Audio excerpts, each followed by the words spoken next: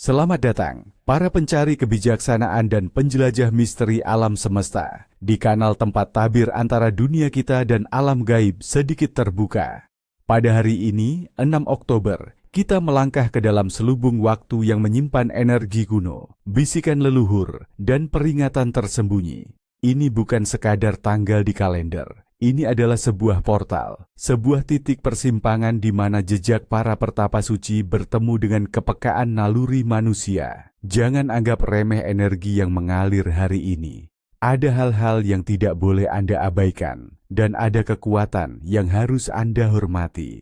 Bersiaplah, karena apa yang akan kita bahas hari ini mungkin akan mengubah cara Anda memandang setiap detik dalam hidup Anda. Tanggal 6 Oktober dikenal dengan berbagai nama di berbagai budaya.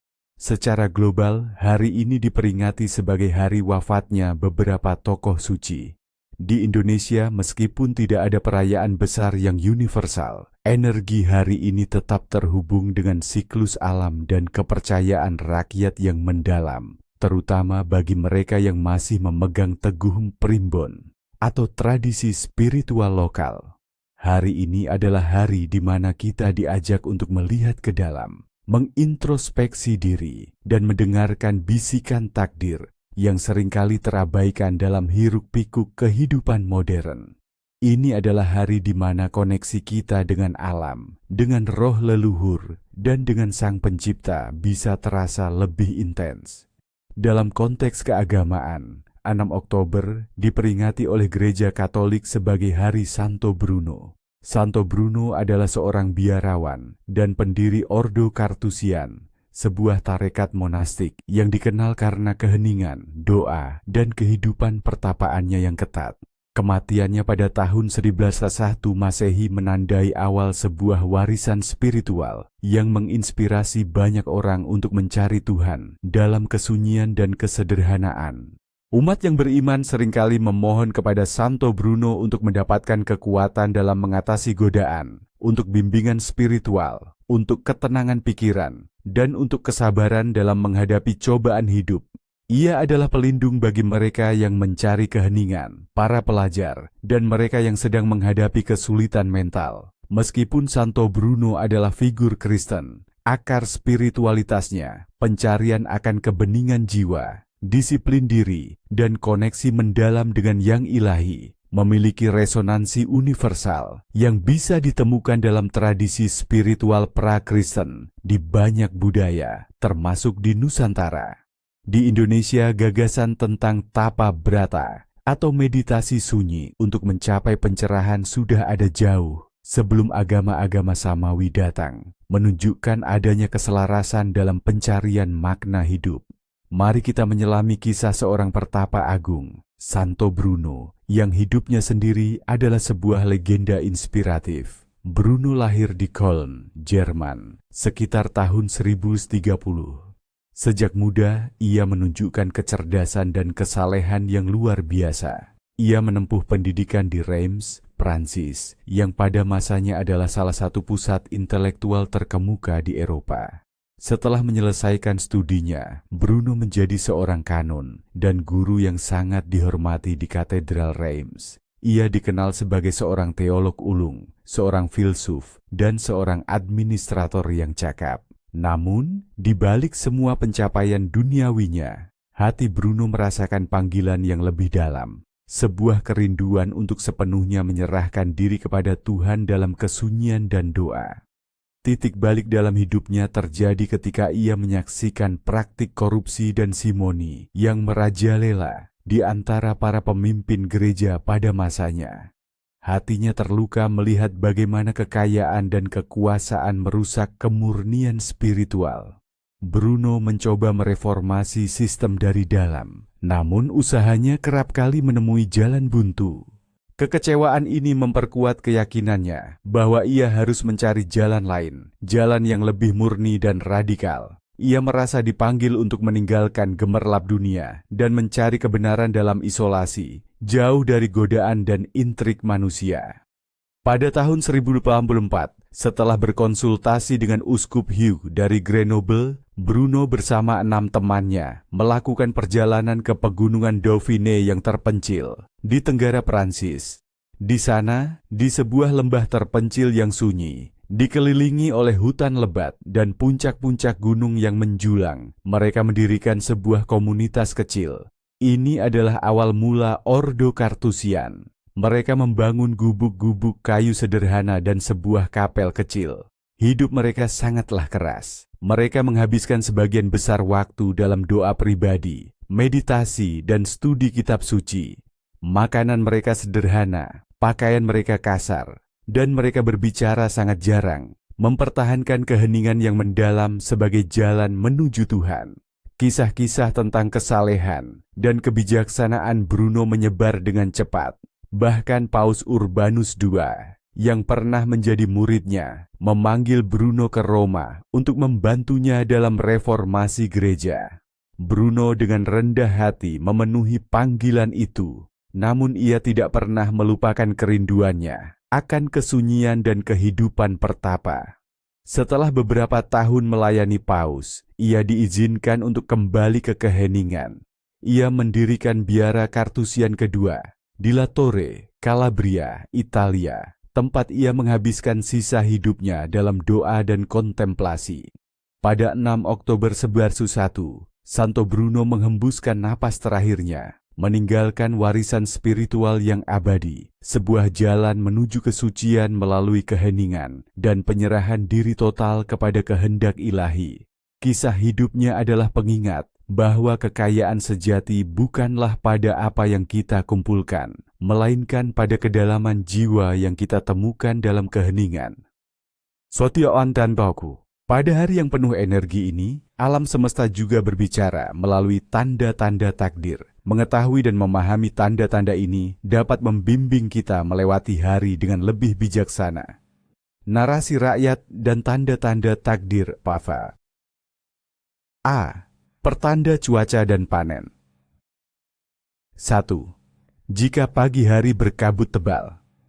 Ini sering diartikan sebagai pertanda akan datangnya musim kemarau yang panjang atau cuaca yang sangat cerah dalam beberapa hari ke depan. Kabut tebal dipercaya menyimpan kelembaban, sehingga hari-hari berikutnya akan kering dan terang. Bagi petani, ini bisa berarti persiapan untuk irigasi tambahan atau menunda penanaman jenis tanaman tertentu. 2. Angin bertiup dari arah barat daya. Di beberapa daerah, angin dari arah ini pada 6 Oktober dianggap membawa angin kekayaan. Ini diyakini sebagai pertanda akan ada rezeki tak terduga atau keuntungan dalam usaha. Namun jika angin ini terlalu kencang, bisa juga berarti ujian atau rintangan yang harus diatasi sebelum rezeki itu datang. 3. Hujan rintik-rintik di sore hari diikuti pelangi. Sebuah anugerah. Ini bukan hanya fenomena alam yang indah, tetapi juga dipercaya membawa keberuntungan besar dan keseimbangan. Pelangi setelah hujan ringan adalah simbol harapan, kesuburan, dan janji akan panen yang melimpah di masa depan. Ini juga pertanda bahwa konflik atau masalah yang sedang dihadapi akan segera menemukan titik terang. 4. Burung-burung gagak berkumpul dan bersuara keras di dekat rumah. Meskipun sering dianggap sebagai pertanda buruk, pada 6 Oktober, jika gagak berkumpul dalam jumlah banyak dan bersuara nyaring, itu bisa jadi peringatan. Bukan berarti bencana, melainkan isyarat untuk lebih berhati-hati dalam setiap langkah, terutama dalam urusan keuangan atau perjalanan. Mereka mengingatkan kita untuk tidak ceroboh. 5. Bunga-bunga di taman mekar lebih cepat dari biasanya. Sebuah pertanda positif. Ini menunjukkan energi alam yang berlimpah dan kesuburan yang kuat. Diyakini membawa keharmonisan dalam keluarga, pertumbuhan dalam karir, dan kesehatan yang baik bagi penghuni rumah. Ini adalah waktu yang baik untuk memulai proyek baru atau memperbarui ikatan hubungan. 6. Munculnya bintang jatuh di malam hari. Banyak yang percaya ini adalah air mata langit atau penanda perubahan besar. Jika Anda melihat bintang jatuh pada malam 6 Oktober, buatlah permohonan tulus. Diyakini, pada malam ini, keinginan yang diucapkan dengan hati murni akan lebih mudah terkabul. Ini juga bisa menjadi pertanda bahwa sesuatu yang telah lama Anda tunggu akan segera tiba. 7. Sarang laba-laba baru terlihat di tempat yang tidak biasa, misalnya di dalam rumah. Laba-laba dengan kemampuannya merajut jaring sering dikaitkan dengan takdir dan merajut keberuntungan. Sarang baru di tempat tak terduga bisa berarti akan ada jaringan koneksi baru yang membawa manfaat atau peluang yang muncul dari arah yang tidak disangka-sangka. Jangan buang sarang itu dengan kasar, biarkan ia menyelesaikan rajutannya untuk beberapa waktu. B. Pertanda, keuangan dan kehidupan sehari-hari. 1. Menemukan uang logam di jalan. Jika Anda menemukan uang logam, terutama yang sudah berkarat atau kusam, ini bukan sekadar keberuntungan kecil. Ini adalah simbol energi lama yang kembali dalam bentuk rezeki baru. Jangan langsung dibelanjakan. Simpanlah sebagai jimat keberuntungan atau berikan kepada yang membutuhkan untuk melipat gandakan energi positifnya. 2. Kunci terjatuh atau hilang secara tidak sengaja. Pertanda ini seringkali membuat cemas, namun pada hari ini adalah isyarat untuk memeriksa pintu atau akses dalam hidup Anda. Kunci yang terjatuh bisa berarti ada peluang baru yang akan terbuka atau ada rahasia yang akan terungkap. Kunci yang hilang bisa berarti bahwa sebuah jalan harus ditutup agar jalan lain yang lebih baik bisa terbuka. Jangan panik, introspeksilah. 3. Mendengar suara pintu berderit atau benda jatuh di rumah kosong. Jika terjadi tanpa sebab yang jelas, ini diyakini sebagai tanda bahwa penjaga rumah atau roh leluhur sedang berkomunikasi. Mereka mungkin mencoba memberi peringatan tentang sesuatu yang akan terjadi atau meminta perhatian. Cobalah untuk membersihkan dan menata rumah, serta memanjatkan doa. 4. Tanaman di rumah tiba-tiba layu tanpa alasan jelas. Ini adalah pertanda bahwa ada energi negatif yang perlu dibersihkan dari lingkungan rumah. Tanaman adalah indikator yang sensitif. Layunya tanaman bisa menjadi sinyal bahwa Anda perlu melakukan pembersihan spiritual atau lebih memperhatikan kesehatan dan energi diri Anda serta anggota keluarga. C. Makna mimpi di malam 6 Oktober. Mimpi yang dialami pada malam tanggal 6 Oktober seringkali dianggap memiliki makna khusus, seperti bisikan dari alam bawah sadar atau pesan dari alam lain. Perhatikan detailnya dengan saksama. Mimpi tentang air yang jernih dan mengalir. Ini adalah pertanda pembersihan spiritual, penyembuhan emosional, dan datangnya kedamaian. Jika Anda minum air tersebut, itu berarti Anda akan mendapatkan kekuatan dan energi baru. Air yang jernih melambangkan kejernihan pikiran dan hati. Mimpi tentang hewan liar namun jinak melambangkan kekuatan batin yang tersembunyi dan kemampuan untuk mengendalikan situasi sulit. Jika hewan tersebut adalah harimau atau ular yang tidak menyerang, itu menandakan Anda akan mengatasi musuh atau rintangan dengan kebijaksanaan, bukan kekuatan. Mimpi tentang bertemu orang yang sudah meninggal. Jika orang tersebut tersenyum atau memberikan sesuatu, itu adalah pesan dukungan dan restu dari alam baka. Mereka ingin Anda tahu bahwa mereka baik-baik saja dan memberkati jalan Anda. Namun, jika mereka tampak sedih atau marah, itu bisa menjadi peringatan untuk memperhatikan perbuatan Anda atau untuk mendoakan mereka. Mimpi terbang atau melayang di udara. Ini menunjukkan kebebasan dari beban, pencapaian tujuan, atau peningkatan spiritual. Anda sedang melepaskan diri dari batasan-batasan dan menuju ke tingkat kesadaran yang lebih tinggi. Ini adalah pertanda baik untuk ambisi dan cita-cita Anda. Mimpi tentang rumah yang terbakar, tetapi tidak hancur. Simbol transformasi dan pemurnian. Meskipun terlihat menakutkan, api di sini bukan kehancuran, melainkan proses membakar. Hal-hal lama yang tidak lagi berguna untuk memberi ruang bagi yang baru. Anda akan melalui perubahan besar yang pada akhirnya akan membawa kebaikan. Mimpi tentang pohon yang berbuah lebat. Ini adalah tanda kesuburan, kelimpahan dan hasil dari kerja keras Anda. Apapun yang sedang Anda usahakan akan membuahkan hasil yang manis. Pohon juga melambangkan akar yang kuat dan koneksi dengan leluhur. D. Mereka yang lahir pada 6 Oktober.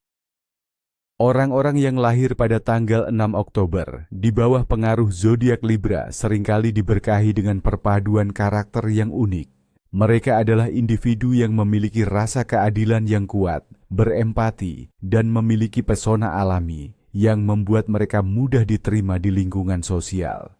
Jiwa mereka cenderung mencari keseimbangan dan harmoni dalam segala aspek kehidupan. Mereka memiliki kemampuan diplomasi yang luar biasa, mampu melihat kedua sisi dari setiap argumen, dan seringkali menjadi mediator yang ulung dalam konflik. Namun, di balik kelembutan mereka, tersimpan keteguhan hati yang tak mudah digoyahkan. Mereka cerdas, analitis, dan memiliki daya tarik artistik. Takdir mereka seringkali membawa mereka pada peran-peran di mana mereka dapat membawa keadilan, keindahan, atau perdamaian bagi orang lain. Mereka mungkin menghadapi tantangan dalam mengambil keputusan, karena selalu ingin memastikan pilihan terbaik untuk semua pihak. Tetapi begitu keputusan diambil, mereka akan berpegang teguh padanya. E. Imeniniki, peringatan nama. Dalam tradisi beberapa kepercayaan, 6 Oktober adalah hari peringatan bagi nama-nama tertentu yang dikaitkan dengan para kudus. Nama-nama seperti Bruno, Faith, Marie-Françoise, atau Artemon. Mari kita sedikit menyinggung tentang karakter orang yang mungkin terhubung dengan nama Bruno. Orang yang bernama Bruno seringkali dikaitkan dengan karakter yang kuat, teguh, dan memiliki kedalaman spiritual. Mereka cenderung memiliki kepribadian yang introspektif, namun juga berani dalam membela keyakinan mereka. Mereka adalah individu yang setia, dapat diandalkan, dan seringkali memiliki kemampuan untuk menjadi pemimpin atau panutan yang inspiratif bagi orang lain. Kini, setelah memahami bisikan takdir, mari kita beranjak pada bagaimana kita dapat menyelaraskan diri dengan energi hari ini melalui tradisi dan ritual. Ini adalah kesempatan untuk memperkuat diri dan menarik keberuntungan. Tradisi dan ritual menyelaraskan diri dengan energi 6 Oktober. Pada hari ini, dengan energi yang kuat dari pertapaan dan introspeksi, ada beberapa ritual dan tradisi yang bisa Anda lakukan untuk membersihkan diri, menarik keberuntungan, dan menyeimbangkan energi Anda. 1. Ritual meditasi keheningan dan introspeksi, tapa brata pribadi. Tujuan: mencari kejernihan pikiran, menenangkan jiwa, dan menghubungkan diri dengan kebijaksanaan batin, mengikuti jejak Santo Bruno. Ini adalah ritual untuk menemukan kedamaian di tengah hiruk-pikuk. Yang dibutuhkan: sebuah tempat yang tenang di rumah Anda, atau di alam terbuka yang sunyi, lilin putih, opsional, wewangian alami seperti dupa cendana atau melati. Kapan dan bagaimana melakukan? Lakukan pada pagi hari saat matahari terbit atau sore hari saat matahari terbenam, ketika energi alam sedang beralih. Duduklah dalam posisi yang nyaman, tegakkan punggung Anda, nyalakan lilin dan dupa jika Anda menggunakannya. Tutup mata Anda perlahan. Fokuslah pada napas Anda, biarkan pikiran-pikiran berlalu tanpa menahannya. Bayangkan diri Anda berada di tempat yang paling damai. Renungkan pertanyaan-pertanyaan mendalam tentang tujuan hidup Anda, apa yang ingin Anda lepaskan, dan apa yang ingin Anda tarik. Habiskan minimal 15-30 menit dalam keheningan ini. Teks pengucapan, opsional. Dalam keheningan ini, aku menemukan kedamaian. Dalam kesunyian ini, aku mendengar kebijaksanaan. Biarkan cahaya ilahi membimbing langkahku, membersihkan jiwaku, dan mengisi hatiku dengan kasih. Setelah ritual, tetaplah dalam keheningan sejenak. Minumlah segelas air putih untuk membumikan energi Anda. Tuliskan setiap wawasan atau perasaan yang muncul dalam jurnal Anda. Rasakan energi ketenangan yang menyelimuti Anda sepanjang hari. 2. ritual pembersihan energi rumah dengan garam dan air, ruat rumah kecil. Tujuan: membersihkan energi negatif, mengusir pengaruh buruk, dan menarik energi positif ke dalam rumah, menciptakan suasana yang lebih harmonis dan dilindungi. Yang dibutuhkan: garam kasar atau garam laut, seember air bersih, beberapa tetes minyak esensial, misalnya jeruk atau lavender untuk energi positif, sapu dan lap bersih. Kapan dan bagaimana melakukan? Lakukan pada siang hari setelah membersihkan rumah secara fisik. Larutkan segenggam garam kasar ke dalam seember air bersih, tambahkan beberapa tetes minyak esensial. Dengan lap bersih yang telah dibasahi air garam ini, seka semua permukaan di rumah Anda, ambang jendela, kusen pintu, meja, lantai. Fokus pada sudut-sudut ruangan di mana energi seringkali stagnan. Saat menyeka, visualisasikan energi negatif terangkat dan digantikan oleh cahaya terang dan positif. Untuk lantai, Anda bisa mengepelnya dengan larutan air garam. Teks pengucapan opsional saat menyeka. Dengan garam ini, segala energi negatif sirna. Dengan air ini, keberkahan mengalir masuk. Rumahku bersih, hatiku lapang, jiwaku terang. Setelah ritual, buang air bekas pel atau sekaan di luar rumah, di tanah terbuka, bukan di saluran pembuangan dalam rumah. Biarkan rumah Anda terasa segar dan ringan. Anda akan merasakan perbedaan dalam atmosfer rumah. 3. Ritual memberi makan. Hewan peliharaan atau hewan liar, persembahan kasih. Tujuan: membangun karma, baik menunjukkan rasa syukur kepada alam, dan menarik berkah rezeki melalui tindakan kasih dan kemurahan hati. Hewan seringkali dianggap sebagai pembawa pesan atau simbol keberuntungan. Yang dibutuhkan: makanan yang layak untuk hewan peliharaan Anda, jika ada, atau biji-bijian roti untuk burung dan ikan di luar rumah. Kapan dan bagaimana melakukan? Lakukan pada pagi hari. Dengan niat tulus, berikan makanan kepada hewan peliharaan Anda.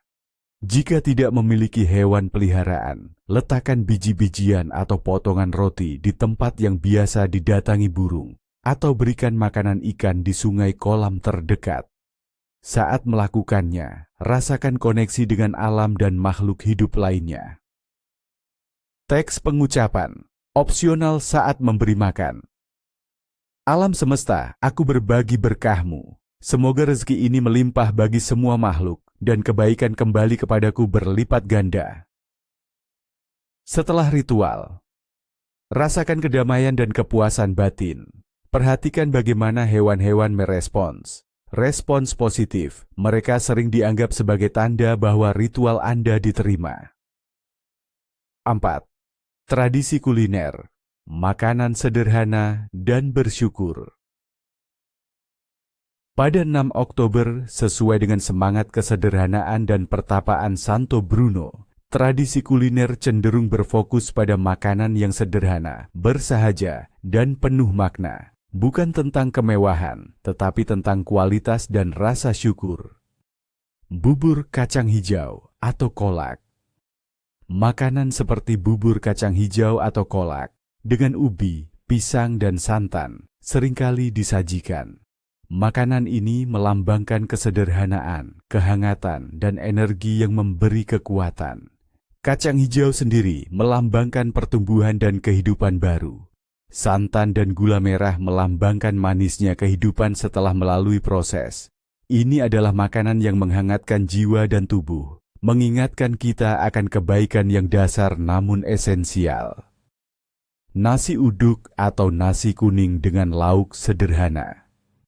Sebagai bentuk rasa syukur, menyajikan nasi uduk atau nasi kuning dengan lauk pauk sederhana seperti tempe orek, tahu goreng, atau telur dadar adalah praktik yang baik. Nasi kuning melambangkan kemakmuran dan keberuntungan. Sajikan dengan niat baik dan makanlah dengan kesadaran penuh, menghargai setiap butir nasi dan lauk yang ada. Air putih atau air kelapa muda. minuman yang paling murni. Meminum air putih atau air kelapa muda dengan kesadaran penuh adalah ritual tersendiri. Air melambangkan kehidupan dan pembersihan. Air kelapa muda dengan sifat alaminya dipercaya dapat membersihkan tubuh dan pikiran, serta memberikan energi positif. Saat menyantap hidangan ini, luangkan waktu untuk merenungkan makna di balik kesederhanaan. Ini adalah hari untuk menghindari pemborosan dan menikmati apa yang ada dengan rasa syukur yang mendalam. Sekarang, mari kita beralih ke sisi yang lebih gelap dari hari ini, sisi yang penuh dengan peringatan dan pantangan.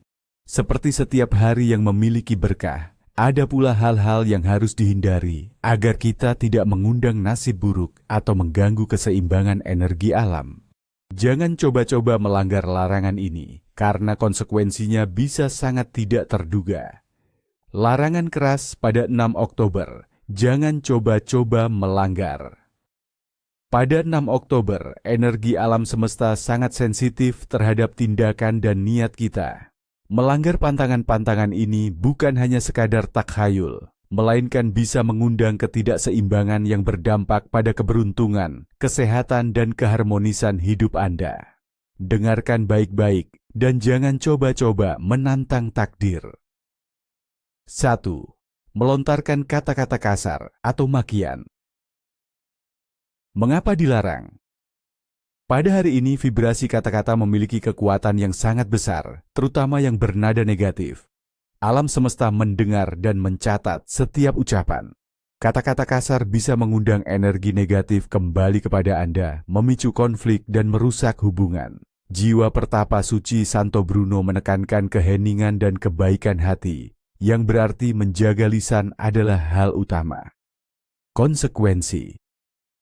Anda mungkin akan mengalami kesalahpahaman yang berkepanjangan dengan orang-orang terdekat, rezeki terasa seret karena energi pintu yang tertutup, atau bahkan mendapatkan kutukan kata-kata yang Anda lontarkan sendiri dalam bentuk nasib buruk yang berulang. Hindari gosip dan fitnah, mereka adalah racun. 2. Memulai perjalanan jauh tanpa persiapan spiritual. Mengapa dilarang? Meskipun bukan larangan mutlak untuk bepergian, memulai perjalanan jauh tanpa mempersiapkan diri secara spiritual, misalnya tanpa berdoa, tanpa niat baik, atau dengan hati yang gundah, dianggap sangat berisiko. Energi hari ini menuntut kesadaran. Bepergian dengan pikiran kacau bisa menarik bahaya atau kejadian tak terduga. Konsekuensi. Anda mungkin menghadapi banyak rintangan di jalan, kecelakaan kecil, kehilangan barang, atau bahkan bertemu dengan orang-orang yang berniat buruk. Perjalanan yang seharusnya membawa kebaikan, malah menjadi sumber masalah. Jika harus bepergian, luangkan waktu untuk meditasi singkat dan niatkan perjalanan Anda untuk kebaikan. 3. Menunda pembayaran utang atau janji. Mengapa dilarang? Tanggal ini menekankan integritas dan kejujuran. Menunda kewajiban finansial atau janji yang telah dibuat dianggap sebagai pelanggaran terhadap hukum karma. Ini menunjukkan kurangnya tanggung jawab dan bisa mengikat energi Anda pada siklus utang piutang yang tak berujung. Konsekuensi. Anda akan kesulitan dalam mengelola keuangan di masa depan. Munculnya masalah keuangan yang tak terduga atau kehilangan kepercayaan dari orang lain. Janji yang tak ditepati bisa kembali sebagai kegagalan dalam usaha atau hubungan personal Anda. Usahakan untuk memenuhi kewajiban Anda, sekecil apapun itu. 4. Berdebat hebat atau mencari permusuhan. Mengapa dilarang? Energi hari ini menganjurkan keharmonisan dan kedamaian. Berdebat hebat atau sengaja mencari permusuhan sama dengan mengundang energi chaos dan perpecahan ke dalam hidup Anda. Ini akan mengganggu keseimbangan batin dan lingkungan sekitar. Konsekuensi. Hubungan Anda dengan orang lain akan memburuk drastis. Suasana rumah atau tempat kerja menjadi tegang, dan Anda mungkin akan merasa sangat tidak tenang secara emosional. Konflik yang dimulai hari ini bisa berlarut-larut dan sulit diselesaikan. bahkan menyebabkan kerugian yang besar. 5. Membuang makanan dengan sembarangan, pemborosan. Mengapa dilarang? Menghormati makanan adalah bagian dari rasa syukur kepada alam dan Sang Pencipta. Membuang makanan sembarangan adalah bentuk pemborosan dan ketidaksyukuran yang dianggap dapat mengundang roh kelaparan atau mengusir berkah rezeki dari rumah Anda. Semangat kesederhanaan Santo Bruno sangat menentang pemborosan. Konsekuensi: Anda mungkin akan mengalami kekurangan dalam hal makanan atau rezeki di kemudian hari. Rumah terasa hambar atau kurang berkah. Hati-hati dengan setiap butir nasi, hargailah setiap hidangan yang ada. Merusak tanaman atau mencabut bunga tanpa niat baik. Mengapa dilarang? Tumbuhan adalah makhluk hidup yang memiliki energi. Merusak atau mencabutnya tanpa alasan yang kuat atau niat baik, misalnya untuk pengobatan atau persembahan, dianggap sebagai tindakan yang tidak menghargai kehidupan dan alam. Ini bisa mengganggu keseimbangan ekosistem mikro di sekitar Anda. Konsekuensi: tanaman di sekitar Anda mungkin akan sulit tumbuh, atau Anda bisa mengalami masalah kesehatan yang berkaitan dengan akar atau vitalitas. Energi rumah terasa kering dan kurang hidup. Hargai setiap tumbuhan, mereka adalah paru-paru bumi. 7. Melakukan transaksi besar atau keputusan penting tanpa perhitungan matang. Mengapa dilarang? Meskipun ada pertanda rezeki, hari ini juga menekankan introspeksi dan kehati-hatian. Membuat keputusan besar, misalnya membeli properti, berganti pekerjaan, atau investasi besar, tanpa pertimbangan yang matang, atau hanya berdasarkan emosi sesaat, bisa berujung pada penyesalan. Energi hari ini lebih condong pada refleksi daripada aksi impulsif. Konsekuensi: keputusan yang terburu-buru bisa menyebabkan kerugian finansial yang signifikan, masalah hukum, atau kegagalan dalam usaha. Ini adalah hari untuk menunda keputusan krusial jika Anda merasa ragu atau tidak memiliki informasi lengkap. Gunakan hari ini untuk merencanakan, bukan untuk melompat ke dalam situasi yang tidak pasti. 8. Mengabaikan pertanda burung hantu atau kucing hitam. Mengapa dilarang? Di beberapa kepercayaan, burung hantu dan kucing hitam dianggap sebagai pembawa pesan dari alam lain atau bahkan jelmaan roh penjaga. Mengabaikan mereka, apalagi mengusir mereka dengan kasar, bisa dianggap sebagai tidak menghargai alam gaib. Kulite. Konsekuensi: jika burung hantu bersuara di dekat rumah atau kucing hitam melintas di hadapan Anda, ini sering diartikan sebagai peringatan untuk lebih waspada. Mengabaikannya bisa berujung pada kejadian tak menyenangkan atau bahkan gangguan dari entitas lain. Perhatikan, namun jangan terlalu takut. Cukup tingkatkan kewaspadaan dan berdoa. 9. Mengunjungi tempat angker atau berenergi negatif dengan niat buruk. Mengapa dilarang? Hari ini adalah hari di mana gerbang spiritual terasa lebih tipis. Mengunjungi tempat-tempat yang sudah dikenal angker atau memiliki energi negatif, apalagi dengan niat sombong atau untuk menguji keberanian, adalah tindakan yang sangat berbahaya. Konsekuensi: Anda bisa ketempelan entitas negatif, mengalami kesurupan, atau membawa pulang energi buruk yang akan mengganggu kedamaian Anda dan keluarga. Bahkan bisa menyebabkan penyakit misterius atau serangkaian nasib sial. Jika harus ke sana, lakukan dengan hormat dan niat baik, serta proteksi diri yang cukup. 10. Berpakaian kotor atau tidak menjaga kebersihan diri. Mengapa dilarang? Kebersihan adalah bagian dari kesucian, baik fisik maupun spiritual. Pada hari yang diwarnai oleh semangat pertapa ini, menjaga kebersihan diri dan lingkungan adalah bentuk penghormatan. Berpakaian kotor atau mengabaikan kebersihan diri bisa mengundang energi yang kotor dan berat ke dalam aura Anda. Konsekuensi: Anda mungkin merasa lesu, kurang bersemangat, atau mudah sakit. Orang lain akan menjauhi Anda, dan rezeki bisa jadi malas untuk mendekat. Mandi, membersihkan diri, dan berpakaian rapi adalah cara untuk menghormati diri sendiri dan energi hari ini. Kita telah menjelajahi labirin tradisi, primbon, dan bisikan-bisikan gaib yang menyelimuti tanggal 6 Oktober. Ingatlah, pengetahuan ini bukan untuk menakut-nakuti, melainkan untuk membimbing kita agar dapat hidup selaras dengan alam semesta, menghormati kekuatan yang tak terlihat, dan meraih berkah yang telah disediakan. Setiap hari adalah kesempatan untuk belajar dan tumbuh. Semoga Anda senantiasa dalam lindungan dan keberkahan. Terima kasih telah bergabung dalam perjalanan spiritual ini.